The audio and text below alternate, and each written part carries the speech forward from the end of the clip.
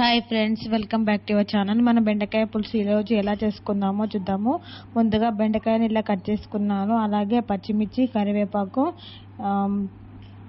ఉల్లిగడ్డ బదులు ఉల్లిగడ్డ ఆకులు తీసుకున్నాను.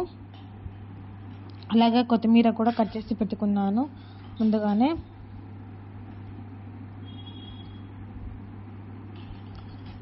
ఉల్లిగడ్డ బదులు ఉల్లికాడలు తీసుకున్నాను నేను. అలాగే చింతపండు చారు కాబట్టి చింతపండు ముందుగా వాటర్లో నానేసుకున్నాను.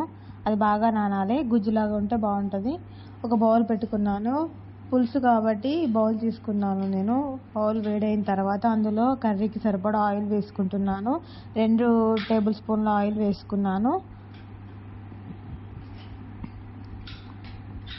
ఈ ఆయిల్ బాగా వేడవ్వాలి. వేడైన తర్వాత అందులో మనము జీలకర్ర, ఆవాలు వేసుకుందాము. జీలకర్ర వేసుకుంటున్నాను. ఆ తర్వాత ఆవాలు వేసుకుంటున్నాను. అవి కొంచెం చిటపట అనాలి. దాని తర్వాత మనం ముందుగా కట్ చేసి పెట్టుకున్న పచ్చిమిరపకాయలు అండ్ ఉల్లికాడలు కూడా వేసుకున్నాను. ఉల్లిగడ్డ తీసుకోలేదు, ఉల్లికాడలు తీసుకున్నాను. అవి బాగా వేగాలి. గోల్డెన్ బ్రౌన్ కలర్లో వచ్చేంత వరకు వేగించుకున్నాను. ఆ తర్వాత అల్లం పేస్ట్ కూడా వేసుకుంటున్నాను. అల్లం పేస్ట్ బాగా పచ్చి వాసన పోయేంత వరకు వేగించుకోవాలి.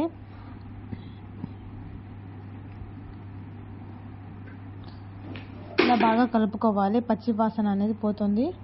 ఆ తర్వాత కొంచెము పసుపు కూడా వేసుకుంటున్నాను. వేసుకొని బాగా కలుపుకోవాలి. అలాగే కరివేపాకు వేసుకుంటున్నాను. కొత్తిమీర లాస్ట్లో వేసుకుంటాను. ఇది ఆయిల్లో వేసుకుంటున్నాను. కరివేపాకు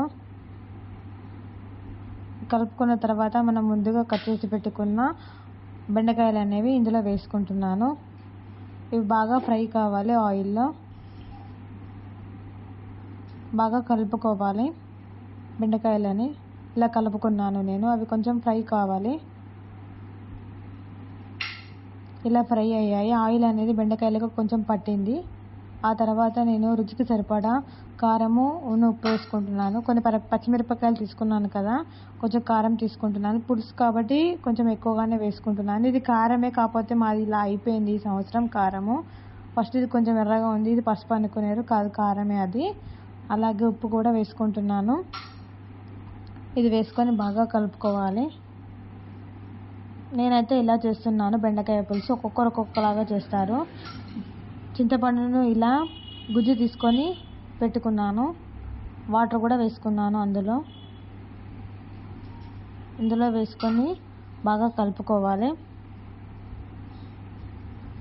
కారం, ఉప్పు అనేది గుజ్జుకు, ఈ చింతపండుకు బాగా పట్టాలి. ఇది బాగా మసలాలి. మసలితే టేస్ట్ చాలా బాగా ఉంటుంది. బాగా మసులుతుంది చూడండి.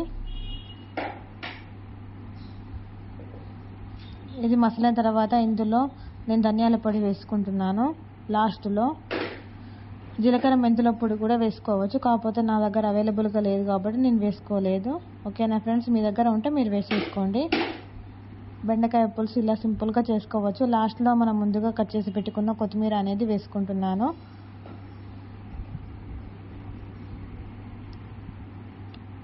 ఇంతే ఫ్రెండ్స్, బెండకాయ పులుసు అనేది ఈజీ ప్రాసెస్లో ఇలా చేసుకోవచ్చు. నేనైతే ఈ పద్ధతిలో చేస్తున్నాను.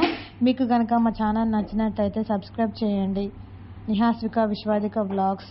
Bye friends. కర్రీ ఎలా ఉందో కామెంట్ చేయండి. Like, share, subscribe.